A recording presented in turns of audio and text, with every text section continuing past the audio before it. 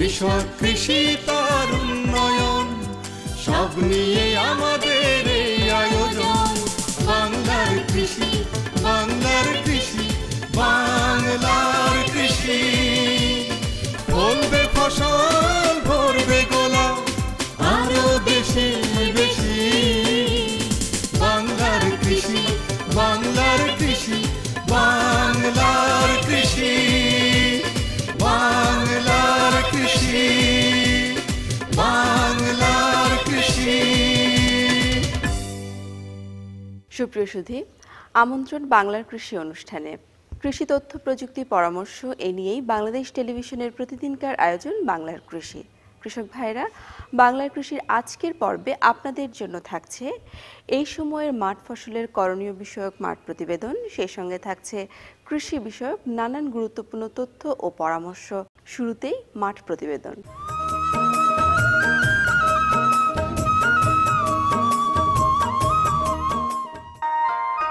সারা দেশে প্রায় 55,000 হেক্টর জুড়ে আমের চাষ হয়। এর মধ্যে বাণিজ্যিক বাগান আকারে আম চাষ হয় প্রায় 32,000 হেক্টরে, যেখান থেকে আম মৌসুমে প্রায় 9 থেকে 10 লক্ষ মেট্রিক টন আম উৎপাদিত হয়। দেশের প্রায় সব জেলাতেই কম বেশি আম উৎপাদিত হয়, তবে বাণিজ্যিকভাবে একমাত্র চাঁপাইনবাবগঞ্জ জেলায় 22,000 হেক্টরে 2 লক্ষ মেট্রিক টন আম পাওয়া যায়।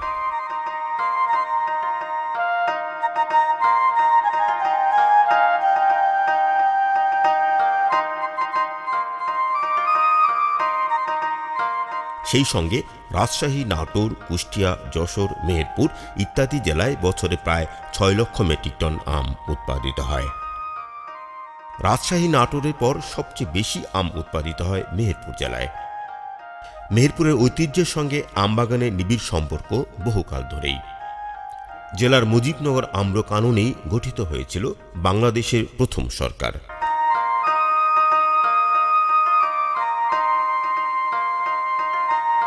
এর আগে মেহেরপুরে বিচ্ছিন্নভাবে আমবাগান গড়ে উঠলেও সাম্প্রতিক বছরগুলোতে অনেকেই পরিকল্পিতভাবে আমের বাগান গড়ে তুলেছেন। সাইদুর রহমান শাহীন তাদেরই একজন। সাইদুর রহমান শাহীন স্নাতক ডিগ্রি লাভ করে কোনো চাকরি না খুঁজে কৃষি পেশায় সম্পৃক্ত হন।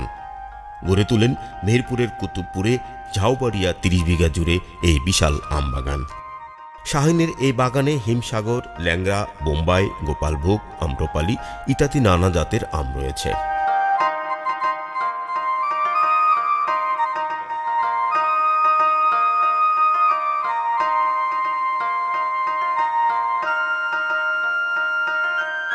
দুটো কারণে হচ্ছে, একটা হলো যে মাছি পোকা। এই মাছি পোকা এই ধরনের পরিপক্ক আমে প্রথমে করে কি, ওইখানে ডিম পাড়ে, ছোট ছোট ডিম পাড়ি, তারপরে ওই মাছি পোকার পিছনে যে সুইয়ের মতো একটা অভিপোজিটার থাকে ওইটা ছিদ্র করে, কিছু ডিম এর ভিতরে চলে যায়। চলে যাওয়ার পরে ওখান থেকে কীড়া হয়, আস্তে আস্তে জাত ভেদে আম প্রধানত 3 বারে পরিপক্ক হয়। মৌসুম শুরুর প্রথম ভাগে যে আমগুলো বাজারে পাওয়া যায় এগুলোকে বলা হয় আটি আম। পরবর্তীতে যে আমগুলো বাজারে আসে সেগুলোই জনপ্রিয় জাত, যেমন ল্যাংড়া, বোম্বাই, হিমসাগর, গোপালভোগ ইত্যাদি, যার বাজার মূল্য আটি আমের চেয়ে বেশি থাকে।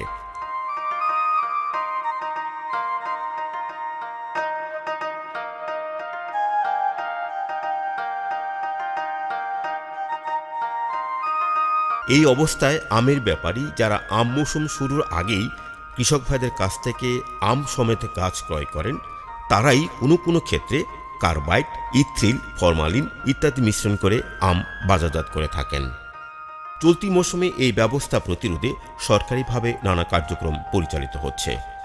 এরই ধারাবাহিকতায় মেহেরপুর অঞ্চলে এরই মধ্যে জেলা প্রশাসনের উদ্যোগে অপরিপক্ক আম বাজারজাতের ক্ষেত্রে বিধিনিষেধ আরোপ করা হয়েছে। আমাদের আমের মুকুলটা আসে 1 মাস যাবৎ, কিন্তু ওই আগা পেছা হয়ে আসে, সেইভাবেই কিন্তু আমটা পাকে। কিন্তু আমরা ওইভাবে তো আম পারি না, আমাদের ওইভাবে পাড়ার সম্ভব না। একটা গাছে যখন 15-20 দিন যখন ভেটো যখন মুকুল আসে তখন আমরাও কিন্তু ওইভাবেই পাকে।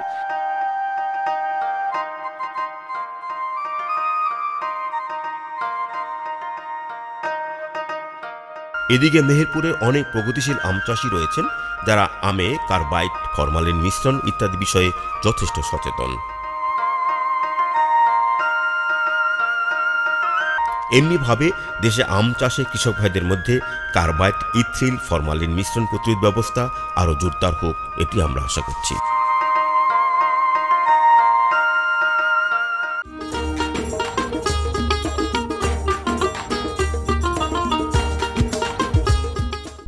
নরসিংদী জেলার শিবপুর উপজেলার খড়কমারা গ্রামের একজন সফল কৃষক দুলাল মিয়া। 7 বিঘা জমির মালিক দুলাল মিয়া। 10 বছর আগেও তিনি এমনটি ছিলেন না। নিজের মেধা আর পরিশ্রমকে পুঁজি করে আস্তে আস্তে কৃষি ভুবনকে সমৃদ্ধ করেছেন। পাশাপাশি দুলাল মিয়া করছেন কৃষি উপকরণের ব্যবসা। একদিকে মাঠের কৃষি, অন্যদিকে কৃষির উপকরণের ব্যবসা। এলাকা হচ্ছে সবজি এলাকা, সব ধরনের পোকা, বেগুনে যেমন এফিড যে শীত আছে, সাদা মাছি আছে, এরপরে আছে মনে করেন মাজরা, আর ধানের মধ্যে মাজরা, আর বেগুনের মধ্যে আবার মাকড়, সবচেয়ে মারাত্মক ক্ষতি করে মাকড়, আবার জাপ পোকা, বিভিন্ন ধরনের পোকা। আবার কিছু কিছু মনে করেন আবার ছত্রাক আছে। বিভিন্ন পরামর্শের জন্য খালি বেগুন না, যেমন আছে মনে করেন ফুলকপি, বাঁধাকপি, সিম, লাউ, সবগুলি আমি চিকিৎসা করি আর কি। সাথে পরামর্শক হিসেবে তো কৃষি সেবা দিয়েই যাচ্ছেন অহরহ। এলাকার কৃষকরা দুলাল মিয়ার পরামর্শ ছাড়া কোনো বীজ, সার বা বালাইনাশক কেনেন না। নরসিংদীর শিবপুর এমনিতেই শাকসবজি আবাদের উপযুক্ত এলাকা। এখানকার কৃষকরা প্রকৃতিগতভাবেই পরিশ্রমী। দুলাল মিয়া তাদের চেয়ে একটু ব্যতিক্রম। শীত, গ্রীষ্ম, বর্ষা সব মৌসুমেই তার ব্যস্ততা অনেক। নিজের জমির চাষা আর অন্যের জমির পরামর্শ। 2 মিনিট দাঁড়াবার সময় নেই তার। মাঠের ফসল আবাদ ছাড়াও দুলাল মিয়া গরু, হাঁস, মুরগি ও কবুতর পালন করছেন। সেই সঙ্গে স্থাপন করেছেন বায়োগ্যাস প্ল্যান্ট।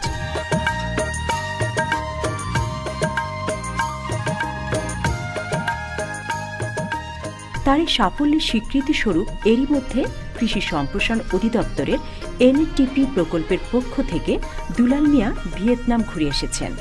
দেখেছেন ভিয়েতনামের কৃষিগ্রাম। দুলাল মিয়ার ভাষায় কোনো কোনো ক্ষেত্রে বাংলার কৃষি ভিয়েতনামের কৃষির চেয়ে বহু গুণে সমৃদ্ধ। ভিয়েতনামের কৃষি আর আমাদের কৃষি যেমন দেখলাম, সবজি কিন্তু ভিয়েতনামের চেয়ে অনেক উন্নত বাংলাদেশ, কিন্তু ধান বাংলাদেশের চেয়ে ভিয়েতনাম উন্নত।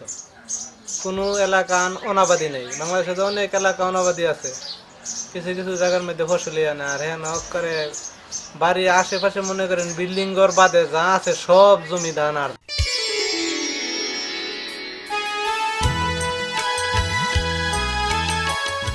বীজ ব্যাংক স্থাপনের মাধ্যমে বিপদকালে বীজের প্রাপ্যতা নিশ্চিত করে এবং সংশ্লিষ্টদের সচেতন করার মাধ্যমে এ সমস্যার সাথে অভিযোজন ঘটানো যেতে পারে। এছাড়া ওয়েটল্যান্ড বায়োডাইভার্সিটি প্রকল্পের মাধ্যমে জীববৈচিত্র্য সংরক্ষণের চেষ্টা করা হচ্ছে। কৃষির সাথে সম্পৃক্ত কর্মকর্তা কর্মচারীগণকেও এ ব্যাপারে সচেতন হতে হবে।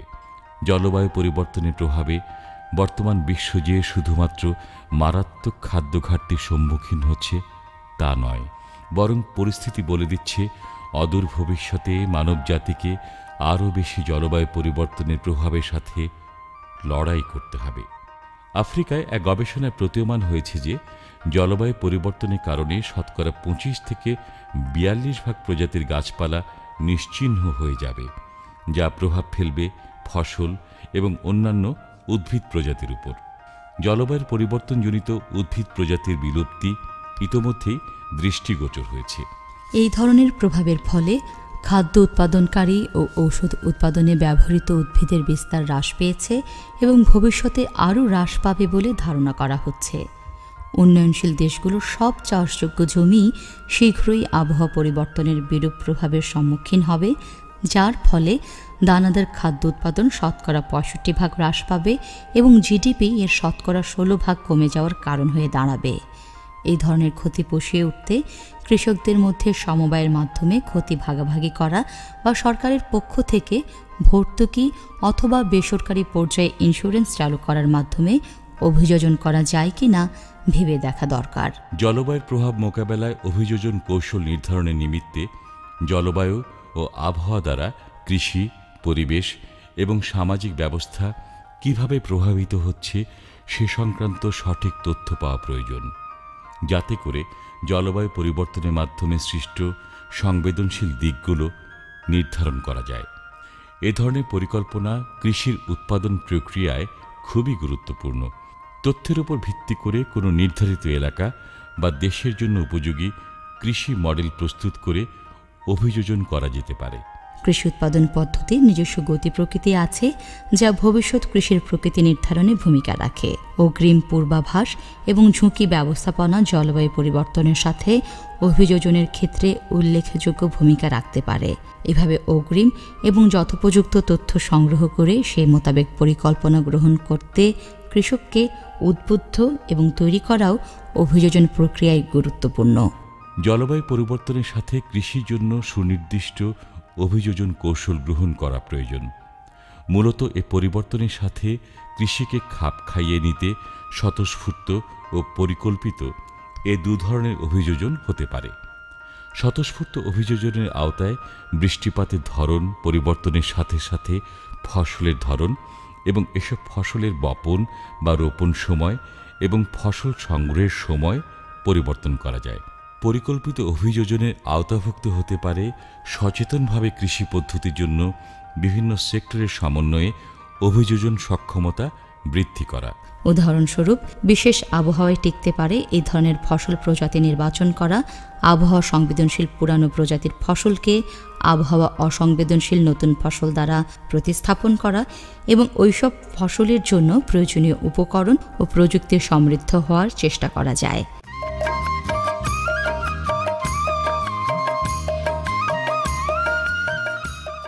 আমাদের দেশের নদী, নালা, খাল, বিল, হাওর, বাওড় একসময় দেশীয় মাছে পরিপূর্ণ ছিল। প্রাকৃতিক ও মানব সৃষ্ট নানাবিধ কারণে এসব দেশীয় মাছ আজ আর চাহিদা অনুযায়ী পাওয়া যাচ্ছে না। এ অবস্থা থেকে পরিত্রাণ পেতে এবং দেশের প্রাকৃতিক জলাশয়গুলোতে মাছের উৎপাদন বৃদ্ধিকল্পে দরকার সমন্বিত প্রয়াস। জনসচেতনতা সৃষ্টিসহ মাছের প্রাকৃতিক আবাসস্থলের উন্নয়ন এবং দেশীয় মৎস্য সম্পদ সংরক্ষণ ও উৎপাদনের জন্য বৈজ্ঞানিক ভিত্তিক সামাজিক ব্যবস্থাপনা। দেশীয় ছোট মাছ, বিশেষ করে মলা, পুঁটি, ঢেলা এসব পুষ্টিগুণে সমৃদ্ধ বিধায় রাতকানা, রক্তশূন্যতা সহ অপুষ্টিজনিত রোগ প্রতিরোধে গুরুত্বপূর্ণ ভূমিকা পালন করে থাকে। ছোট মাছের কাঁটা ও মাথার অংশে এবং মাংসপেশিতে প্রয়োজনীয় ক্যালসিয়াম, ফসফরাস ও জিঙ্ক থাকে, যা শিশুদের হাড় গঠনে খুবই প্রয়োজনীয়। বিশেষ করে মলা মাছের ক্যালসিয়াম দুধের সাথে তুলনীয়। গ্রামের মানুষ সহজে শাকসবজির সাথে ছোট মাছ রান্না করে পরিবারের সকলে মিলে খেয়ে পুষ্টির চাহিদা মেটাতে পারে। এরই মধ্য দিয়ে শেষ করছি আজকের বাংলার কৃষি। আগামী দিন ঠিক একই সময়ে প্রচারিত হবে বাংলার কৃষি, দেখবেন আশা করছি। আর হ্যাঁ, আপনারা আপনাদের মতামত আমাদের চিঠি, ইমেল অথবা ফেসবুকের মধ্য দিয়ে জানাতে পারেন। চিঠি লিখুন প্রযোজক বাংলার কৃষি, কক্ষ নম্বর 215, বাংলাদেশ টেলিভিশন ভবন, রামপুরা, ঢাকা 1219। এছাড়াও ইমেল করতে পারেন banglarkrishi@ais.gov.bd অথবা ফেসবুকে মতামত জানাতে পারেন বাংলার কৃষি এই ঠিকানায়। আজ এ পর্যন্তই, সবাই ভালো থাকবেন। কৃষক, কৃষি তার উন্নয়ন, সব নিয়ে আমাদের এই আয়োজন। বাংলার কৃষি, বাংলার কৃষি, বাংলার কৃষি। ফলবে ফসল, ভরবে গোলা, আরো বেশি বেশি। বাংলার কৃষি, বাংলার কৃষি, বাংলা